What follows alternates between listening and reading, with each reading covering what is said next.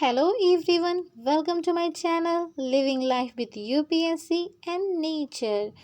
तो अभी BPSC exam बहुत करीब है, यानी 2 मंथ्स के अंदर में है। तो हमने पिछले वीडियो में डिस्कस किया था हिस्ट्री के सिलेबस के बारे में, और आज हम डिस्कस करेंगे पॉलिटी के सिलेबस के बारे में। मैं आपको एक बार पहले सिलेबस इसलिए बताना चाहती हूँ ताकि आप कंफर्म रहें कि आपको कितना पढ़ना है, यानी कितने मेहनत की ज़रूरत है आपको। तो अभी हम पॉलिटी के सिलेबस को डिस्कस करेंगे, और इसमें जो पॉलिटी की मैं सिलेबस आपको डिस्कस करूँगी उसमें मैंने मेंस और पीटी दोनों का डाला है। पहले मैं आपको मेंस का बताऊंगी, फिर मैं आपको पीटी का बताऊंगी, इसलिए प्लीज़ वीडियो को अंत तक देखें। ये बहुत ही आपके लिए हेल्पफुल वीडियो होगी, क्योंकि अगर हमें सिलेबस नहीं पता है तो हम पढ़ेंगे क्या, या फिर हम ज़्यादा पढ़ लिए।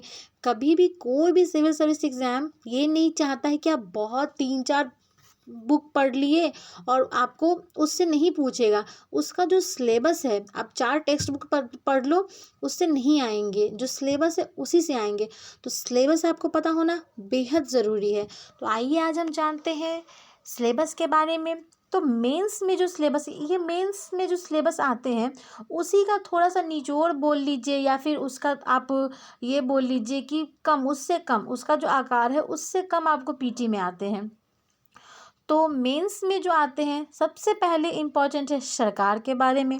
सरकार के बारे में आते हैं क्वेश्चंस, संविधान और संविधानवाद के बारे में, संसद के बारे में, और संसद में ही जो वीवीआई है जिससे क्वेश्चन एक, मिनिमम एक नहीं तो 2 क्वेश्चन आते ही आते हैं, वो लोकसभा की संरचना के बारे में। संसद के अंदर ही प्रतिनिधित्व की समानता के बारे में क्वेश्चन आते हैं, निर्वाचन प्रणाली के बारे में, राज्यसभा की संरचना एवं खामियां के बारे में क्वेश्चंस आते हैं, लोकसभा एवं राज्यसभा की समानता के बारे में क्वेश्चंस आते हैं। वहीं लोकसभा के पास जो विशिष्ट शक्तियां दी जाती हैं उनसे रिलेटेड भी हमें क्वेश्चंस देखने के लिए मिले हैं, और राज्यसभा की विशेष शक्तियाँ, उनसे भी क्वेश्चंस आते हैं। विधि के निर्माण के बारे में, ये यहाँ पे मैं आपको बोलना चाहूँगी कि विधि के निर्माण से क्वेश्चन हर अल्टरनेटिव ईयर्स पे देखा गया है कि पूछ रहा है। कभी इस साल पूछा, फिर नेक्स्ट ईयर पूछा, ऐसे करके पूछ रहा है अल्टरनेटिव ईयर्स पे। तो अब विधि के निर्माण को भी आप हॉट टॉपिक मान के चलेंगे।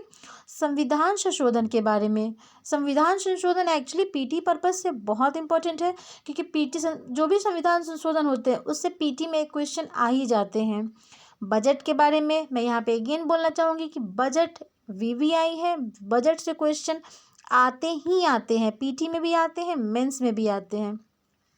और सदन की कार्यवाही के बारे में, यानी कि संसद में हमें इतने पॉइंट्स पढ़ने हैं। वहीं मैं चौथे पॉइंट पे आऊँगी कार्यपालिका के बारे में। तो कार्यपालिका में मंत्रिपरिषद पढ़ना है हमें, राष्ट्रपति के बारे में पढ़ना है हमें, और राष्ट्रपति के अंदर ही राष्ट्रपति के बारे में हम ये पढ़ना है कि राष्ट्रपति का जो निर्वाचन मंडल है उसके बारे में पढ़ लेंगे, निर्वाचन की प्रणाली के बारे में पढ़ेंगे, और राष्ट्रपति के पास क्या क्या शक्तियां हैं उसके बारे में पढ़ेंगे। जैसे कि आप जानते होंगे या फिर आपको जानना चाहिए कि राष्ट्रपति के पास कितनी शक्तियां हैं। राष्ट्रपति के पास वैसे देखा जाए तो 7 शक्तियां हैं, और 4 शक्तियां जो उनकी वो शांतिकालीन शक्तियां हैं, और 3 शक्तियां उनकी आपातकालीन शक्तियां हैं। जो आपातकालीन शक्तियां हैं वो आपको आर्टिकल्स में पता होना चाहिए, कि जैसे कि राष्ट्रीय आपातकालीन शक्तियां वो 352 में है आर्टिकल, और राष्ट्रपति शासन है वो 356 में है, वित्तीय आपातकाल है वो 360 में है। वैसे ही अब हम आगे पढ़ेंगे संघ एवं केंद्र शासित प्रदेश के बारे में। तो संघ और केंद्र शासित प्रदेश के बारे में हम पढ़ेंगे, और नेक्स्ट जो हम पढ़ेंगे संघ और दिल्ली के बारे में। संघ और दिल्ली के बारे में अलग इसलिए बोल रही हूँ क्योंकि दिल्ली में कुछ चेंजेस हुए हैं दिल्ली के प्रशासन में, तो दिल्ली के बारे में हमें यहाँ पे अलग से पढ़ना होगा। तो दिल्ली को आप अलग कर लेंगे। संघ और राज्यपाल के बारे में पढ़ेंगे, साथ ही हम पढ़ेंगे न्यायपालिका के बारे में। तो न्यायपालिका के बारे में हम उच्चतम न्यायालय के बारे में भी पढ़ेंगे और उच्च न्यायालय के बारे में पढ़ेंगे। उच्चतम न्यायालय के न्यायाधीशों की योग्यता क्या होनी चाहिए, सेम अप्लाई होगा उच्च न्यायालय के बारे में। नियुक्ति में क्या क्या विवाद हो सकते हैं उसके बारे में, नियुक्तियों के बारे में। कॉलेजियम यहाँ पे एक इम्पॉर्टेंट है, इसको मैं बोलना चाहूँगी कॉलेजियम को, ये एक यहाँ पे इम्पॉर्टेंट है, इससे भी मेंस में क्वेश्चन आते हैं। फिर हम नेक्स्ट पढ़ेंगे NJAC के बारे में यानी कि राष्ट्रीय न्यायिक नियुक्ति आयोग के बारे में। चौथा, न्यायाधीश के जो भी हटाने की प्रक्रिया होती है उसके बारे में। आइए अब हम डिस्कस करते हैं पीटी के बारे में कि पीटी में कहाँ कहाँ से क्वेश्चंस आते हैं।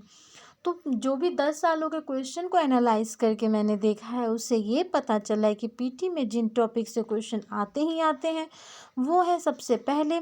ऐसे मैं एक बात और आपको बताना चाहती हूँ कि पीटी में आपको जो भी प्रावधान है उससे तो क्वेश्चन आते ही हैं, साथ ही आपको आर्टिकल से क्वेश्चन आते हैं। चाहे कोई भी पीसीएस हो या इधर वो बीपीएससी हो, यूपीपीसीएस हो या फिर जेपीएससी हो या फिर जीपीएससी हो, कोई भी पीसीएस हो, वो हमसे आर्टिकल पूछता ही है। यूपीएससी आर्टिकल की उतनी डिमांड नहीं करता है, लेकिन आपको मेंस के पर्पस से आर्टिकल तो सबके लिए पता होना चाहिए, बट पीटी पर्पस से आपको यहाँ पे ध्यान देना पड़ेगा। तो पीटी में एक संविधान सभा के बारे में आपका एक टॉपिक हो जाता है और दूसरा आपका टॉपिक हो जाता है एक मौलिक अधिकार। मौलिक अधिकार जैसे कि यहाँ पे मैं आपको इम्पोर्टेंट बोलना चाहूँगी कि मौलिक अधिकार इम्पोर्टेंट है। मौलिक अधिकार के बारे में पढ़ें, मौलिक अधिकार क्या क्या है, किस किस आर्टिकल में इसका विवरण है, ये आप जानें। मौलिक कर्तव्य ये भी जानें आप, मौलिक कर्तव्य कब इंट्रोड्यूस हुआ था आपको ये भी पता होना चाहिए। डीपीएसपी के बारे में पढ़ेंगे, निर्वाचन आयोग के बारे में। जैसे कि डीपीएसपी से भी एक क्वेश्चन आते हैं और मैं यहाँ पे एक जो मोस्ट इम्पॉर्टेंट है, फिर मैं ये बोलूँ एक्सट्रीमली इम्पॉर्टेंट है, वो है पंचायत। पंचायत के बारे में हमें पढ़ना ही पढ़ना है। 66th बीपीएससी में भी क्या हुआ था ना कि 2 क्वेश्चन आए थे पंचायत से, तो इसीलिए आप इसको पढ़ें पंचायत को।